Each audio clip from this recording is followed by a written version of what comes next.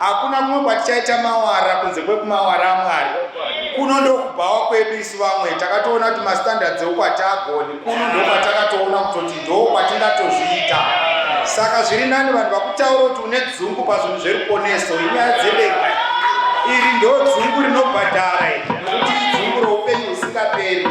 Mamwe madzungu anokuisa kumwe, iri dzungu rakarongeka. Ini ndinaro dzungu revhangeri. Nokuti unoti handina nyadzi pamusoro peevhangeri, nokuti simba raMwari rokuponesa mupenzi kuna vanoparadzwa. Saka ukaona takavhengedzera kuti havana option, vakatoona kuti ikoku ndokunotoitapo.